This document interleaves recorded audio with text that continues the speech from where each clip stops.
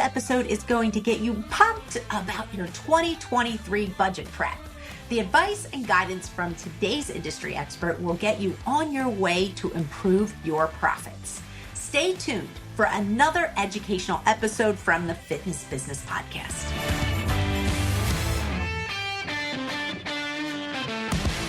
If this is your first time listening to the show, welcome. Welcome to the Fitness Business Podcast family. The Fitness Business Podcast has over 450 shows to choose from. Head to fitnessbusinesspodcast.com to take a listen to our entire catalog of shows. Now, if you're a regular listener, I also want to say thank you because I really appreciate that you come back week after week.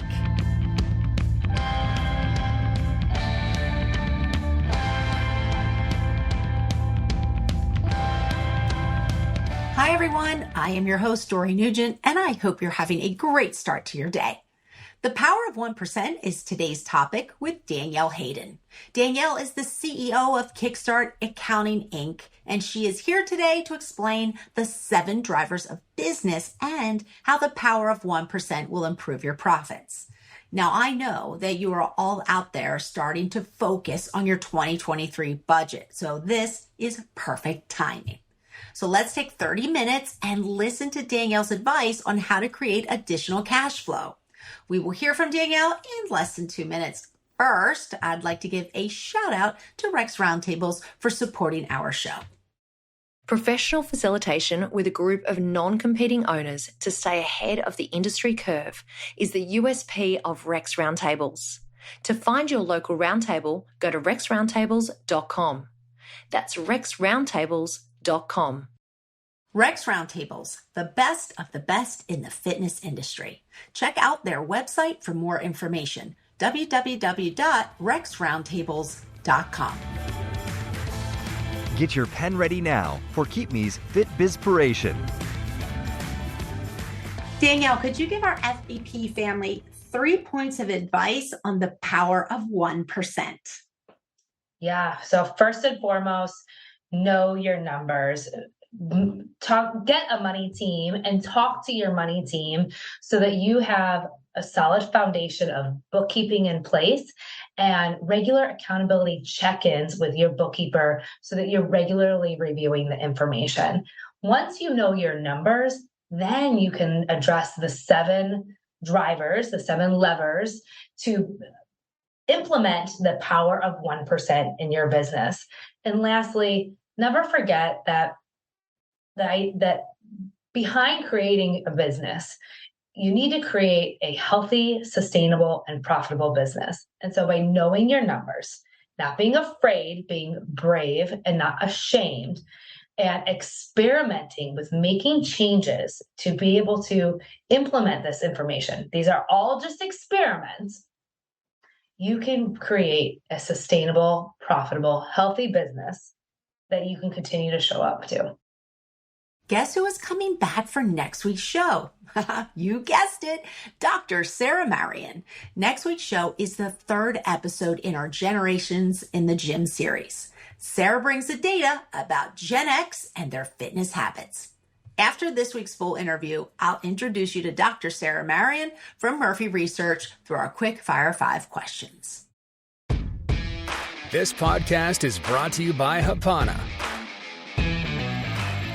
Hapana is a cutting-edge membership management solution prioritizing insane engagement. Hapana puts your brand first so you can facilitate deep, meaningful connections with clients and members to book, pay, consume content, and build community.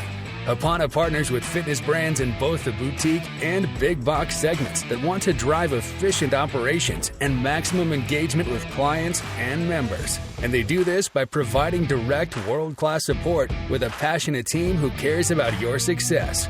To see how you can transform your brand, go to hapana.com and ask for a demonstration.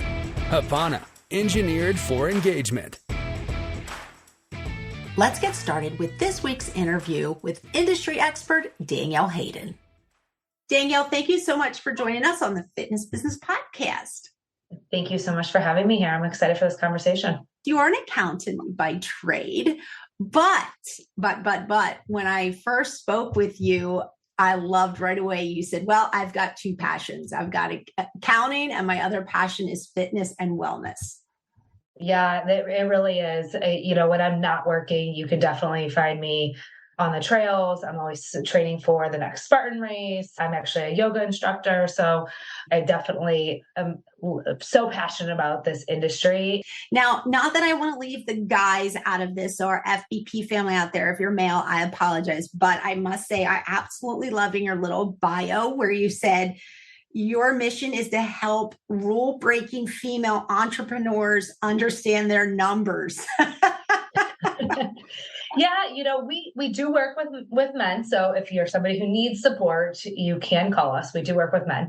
However, we have found that women especially need the support in this area. They're less likely to put their hands up and say, I need help. And we have really created a space for women to come and say, like, I need a non-judgmental space, right? Like, I need to be able to go somewhere and get help and ask questions without feeling like I'm being put down, without feeling like I'm being judged. And so creating that space for women has been really important. Well, thank you for all of our female listeners out there. Every once in a while, we have a little girl power session. So we'll count this as a little girl power session.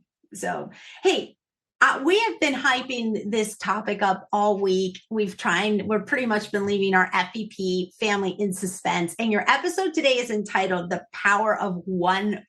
Can you give us the big reveal on what the 1% is? Yeah. So one thing that we have heard from business owners over the last 8 years that I've owned this business is that numbers are scary. Making big changes are scary. Seeing the numbers and understanding what to do with them can be really scary. And so we've created a concept that is the power of 1%. And what that means is that we don't have to change everything today. By looking at our numbers and by understanding our numbers, and now that could be scary in itself. So you can even 1% that, right? Just take this one step at a time. But by pulling on the levers of your business, now not massive changes, right? I'm not telling you, go update all your pricing tomorrow by 20%. I'm saying let's change it by 1%. How can we make changes by 1% to create big, massive impact in our business? Right. So it's simple changes, it's slow changes, but in the long run, they make a big difference. It's kind of like, don't run the sprint, run the marathon. Yes, exactly. Run the marathon. And this can be really rule breaking, right? So I think as an industry, right, and this is typical of every industry, not just this industry, we can think, well, I have to do it this way because all of my competitors are doing it this way, because everybody said to do it this way. It is okay to use this 1% to experiment, to see what else is out there, to be able to use the gems from other industries. What can we learn from e-commerce? What can we learn from the Amazon giants? What can we learn from Apple? What can we learn from other industries to pull it in our industry? Now, I'm not saying go disrupt your entire business tomorrow, right?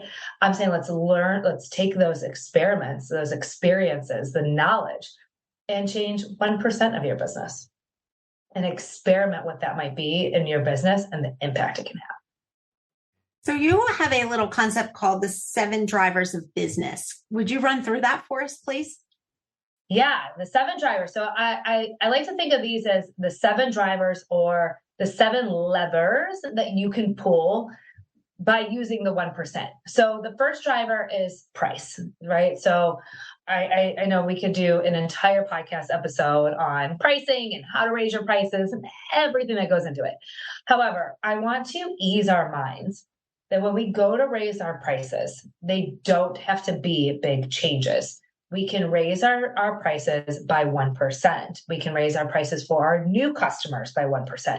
We can raise our prices for existing or long-term customers by 1%. These are small dollars that can make an impact. So the first driver is price. So increasing the price of our services and memberships. The second driver is volume, right? So how do we sell more, right? Utilizing our current existing customer and client base. how do we sell more to that existing client base? They are there with you already. They love you. They love your gym. They love your services. They are already in your community. So how do we increase the volume from our existing community? And then how can we pull on up from new community members? So volume is the second driver. So again, if we can increase our price by 1% and then increase our volume from our existing customers by 1%, we're at 2%, right? These are small changes that are going to make big impacts so we can have a profitable, healthy business. Number 3 is our direct labor cost and cost of goods sold. So these are the costs that we are paying to run our gym. So they are the people teaching our group fitness classes. They are our direct labor. So how can we reduce the price that you pay for your direct labor or the materials that you're using within the gym? So thinking about volume, right? So as we're purchasing the materials for our gym, how can we purchase within volume?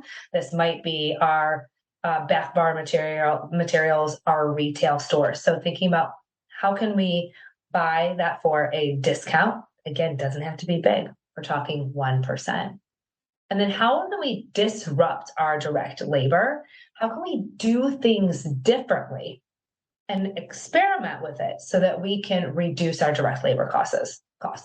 Our next lever that we can pull on is our operating expenses. And I know kind of got into it, some accounting terms here. Our operating expenses, when we look at our profit and loss statement, we have our revenue, then we have minus our direct labor, cost of goods sold.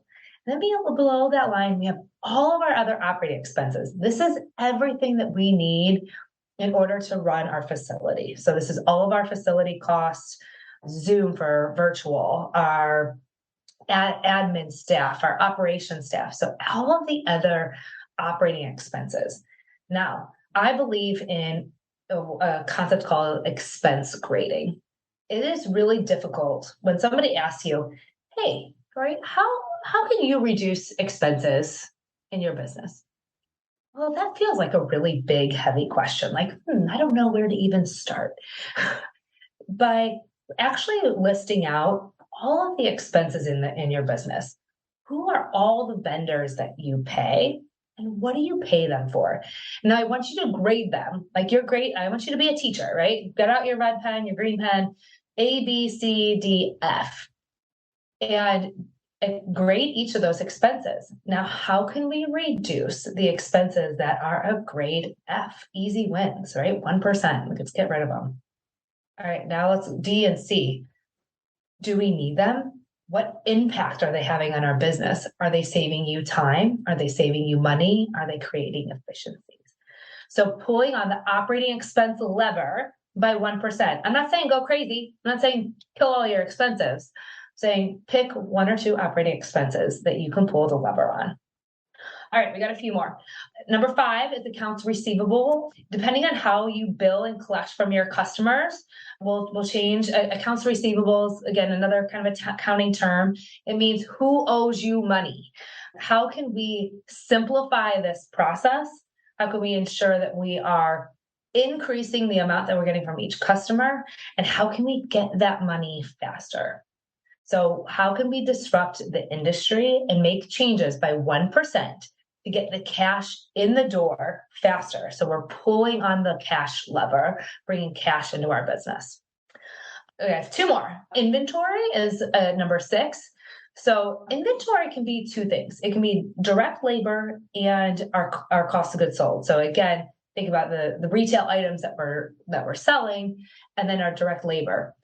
In this lever, though, I want us to think about how much we're actually keeping on hand. And that means both people and inventory. And really assessing why and how we are doing things today, and how can we disrupt the process so that we have the right utilization. We can't have things in our retail space that are not selling, right? We need to be able to keep fresh inventory. And the same with our direct labor. We need to make sure we're utilizing our staff as much as they want to be utilized, right? That means consistently having that communication open with our staff members to make sure that we're utilizing our direct labor. Last one, I promise. Accounts payable, another big accounting term. This is who do you owe money to? And what I'm going to ask you to do here, the lever to pull is how can I delay cash back out the door, right? So we want to be able to hold on to our cash. Now, I'm not saying don't pay your vendors, don't pay your creditors, but I'm asking you, how can you change this by 1%? So we're getting cash in the door quicker, and we're holding on to cash longer before we let it back out. How does the power of 1% concept work to improve a business's profits? Yeah. So I think one of the most important things that we forget as business owners, we get really busy in the weeds, right? We're doing all of the things as business owners, and we forget to step out of our business and really assess where our business is going, right? What impacts can we make to ensure that we have a profitable business? Because is this really worth doing if we don't have a profitable business? If you as a business owner are not able to take home a paycheck or an owner's distribution, is this really worth doing? And I'm not talking the first year in business. I'm talking about as an established business owner, right? We want to make sure that we're always looking at how do we create a healthy, sustainable, profitable business. Now, the 1% contributes to this profitability because big changes are scary, right? We hear this from our clients all the time. When we work with our clients on our strategy calls, clients tell us all the time, I am scared to make a big change like that. I don't want to disrupt my community. I don't want to lose my clients. I don't want to disrupt any relationships with vendors. I don't want to disrupt the relationships with my team members. However, by experimenting with the 1%, we're able to make small changes that are digestible to those people in your community. They can be easily accepted. And then you can experiment with them. That if it works, you can start to compound that 1%. And I like to point out, I mentioned it a little bit when we were talking about accounts payable and accounts receivable. If we can get 1% more revenue in the door, faster, and we can hold on to that cash for 1% longer, we have cash in our business to be able to continue to invest in labor, to invest in our facilities, to invest in us as business owners. So if we can increase revenue by 1%, decrease direct labor by 1%, decrease supplies or cost of goods sold by 1%, and decrease operating expenses by 1%, we just made a 4% change, right? We have a big change in our business. I have a really beautiful calculator that I did with a client recently. And she didn't believe me. She was like, 1% changes don't do anything, right? Like, this isn't even worth my time. So we put this through a calculator that if we increased her 1%, her revenue by 1%, and in each of those categories we decreased, she actually made a profit of almost $80,000 more in 1 year. $80,000 is a chump change, right? So you can do this exercise by yourself right now, right? So open up an Excel document, take your revenue year to date and multiply it by 1% and see what that would be. So add that to your revenue. Then take your cost of goods sold and your supplies, reduce that by 1%. Okay, you have 3 columns: operating expenses in column 1, the amount year to date, column 2, multiply by 1% in column 3. Now do it for your operating expenses. Then do it for your direct labor and add that all up. See what your new net income, what your new profit could be. Just explore. It's a practice. All right, FBP family, you must let us know if you take Danielle's advice, get your calculator out, plug in those numbers. Or actually, you said the Excel spreadsheet. Yeah, get an Excel. Get out of Excel. The calculator will be confusing. Take out an Excel. It's not a big math calculation. Year-to-date number multiplied by 1%. And then reach out to us and let us know what you got. Yes. Okay, let me ask you a question. As an accountant, you said you've worked with multiple, fitness business owners. When they come to you, is out of those 7 drivers or those 7 levers that you talked about, is there one that you just go after right away? Or do you try to really overlook all of them and then figure out which one you're going after first? So I think it is business dependent. So I always want to give, whenever I'm talking to podcasts, I want to be like, here's the easy win. But life isn't easy, right? And you know this as business owners, and you know this in the fitness industry. It's not easy, right? If it was easy, everybody would be doing it. So there is no quick win. Now, you could quickly increase your revenue by 1%. That's a very quick win, right? You could update your pricing on your website by 1% tomorrow. Operating expenses are another quick win. So what we find when we are working with a new client, revenue is almost easier. Pricing is easier because your point of sale system is calculating that for you. We're usually in our point of sale system more often. And so it's easy to look at pricing. It's easy to look at sales. It's the other areas that are more difficult for business owners. So as I was talking about operating expenses and your direct labor, you might have glossed over a little bit, right? So this is where we have to get into the accounting software. We have to run the profit and loss statement. And so this is usually where we have the most opportunity to tackle with our clients, because it's not something that's as easy with business for business owners to do it on their own. And so when we work with our clients, that operating expense area is usually a easier place for us to help business owners understand. So if you're somebody who feels really comfortable with revenue, my challenge to you would be to start looking at your operating expenses, then start looking at your direct labor, then look at your accounts receivable payable. Great information, great advice. Now, if you're a business owner, how do you decide which area of your business to apply the 1% principle? Look at what your biggest area, your biggest weakness is, right? Look at your profit and loss statement and just read the information, right? Really look at it. Where's the yellow light, right? Where's the red light, right? What is preventing you from having a profitable business? What is going awry? And then that is where you can start to focus your energy. And if you're not sure, contact your money team. If you have a bookkeeper, they want to help you. Contact your bookkeeper. CPAs, accountants, sometimes they want to help you. I don't know. Interesting industry. But talk to your tax accountant. If you need help, we're always able to be a resource. You need to talk to your bookkeepers. You need to get into the information so that you can see what is the area for opportunity. And that's where you can start to apply. Perfect. And speaking of, your cash flow, could you give us any examples or give our FBP listeners out there any examples on how 1% can create additional cash flow? Yeah. So we talked about all these numbers in terms of profitability, but as we increase profits, it automatically brings cash into the door. So by increasing our pricing and revenue, we're bringing cash in the door.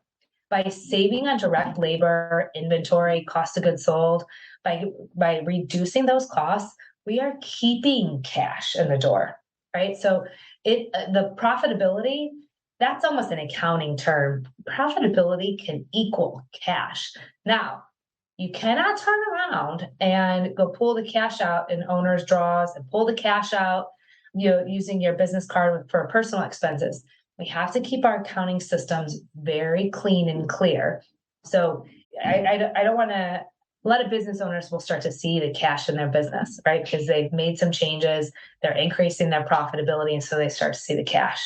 And then all of a sudden they're taking owner's draws. They're maybe using their personal expenses on their business card. And then they say, hold on a second. I see I have a profitable business, but there's no cash. You have to leave the cash in your business so that you can pay down debt.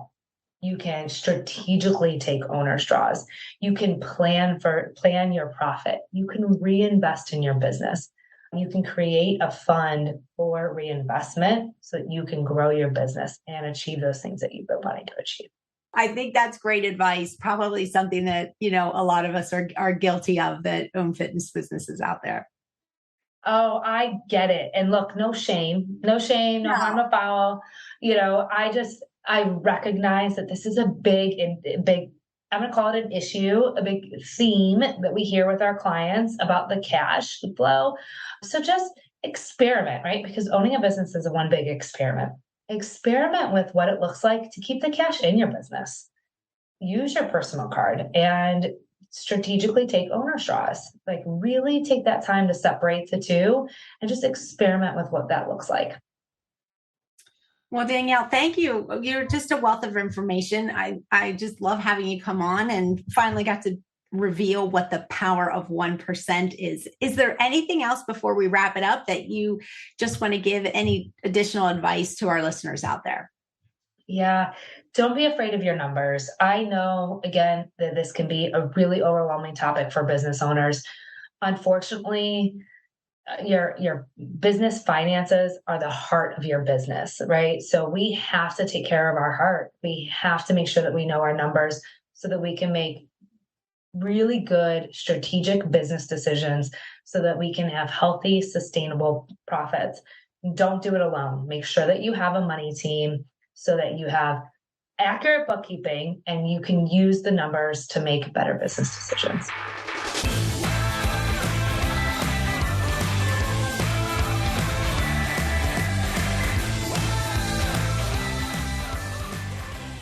Thank you, Danielle, for joining the podcast for the very first time. I think she did a great job, and hopefully you can all take away a few tips to help you with your 2023 budget. So what if you have a few follow-up questions for Danielle? Well, no problem. Head to our show notes at fitnessbusinesspodcast.com for Danielle's contact information. Danielle would love to hear from you.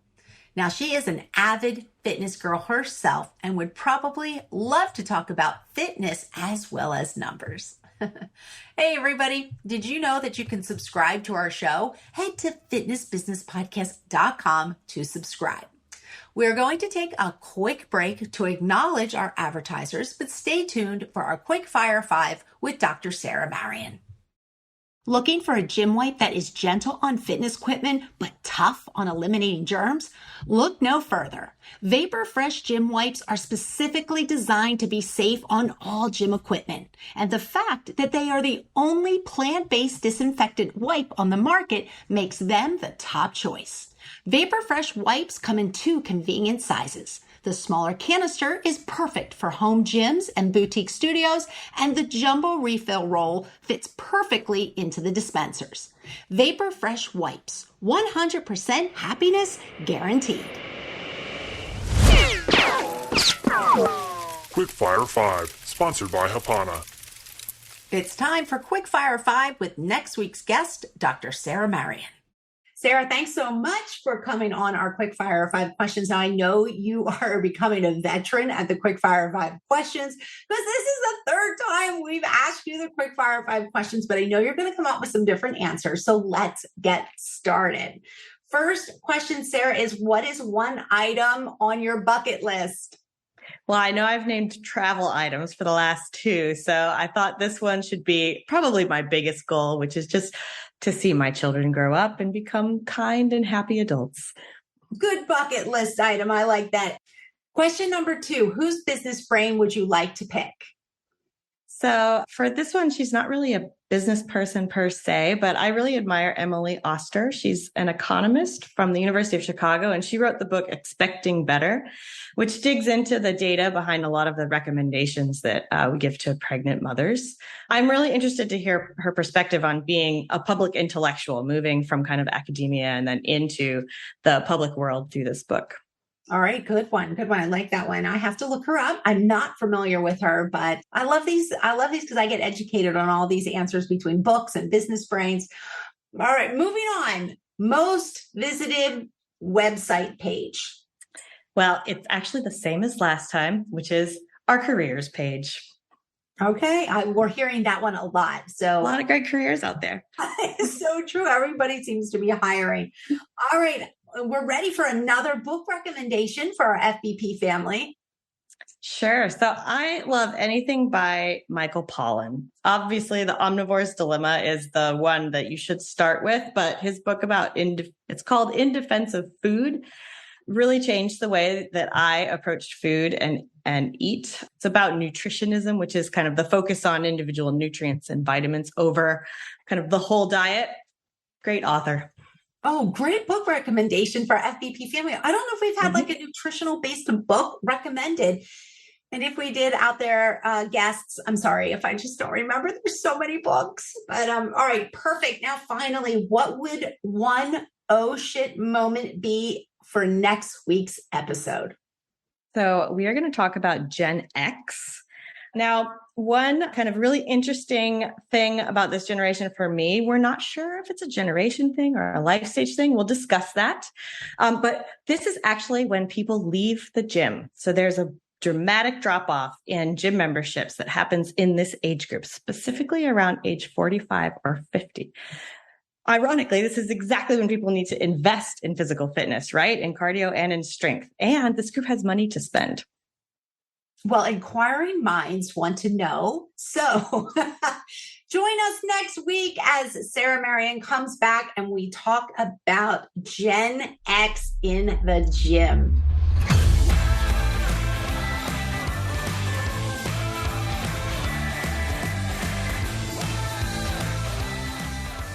Join me next week, same time, same place, as we dissect the fitness relationship with Generation X from Murphy Research.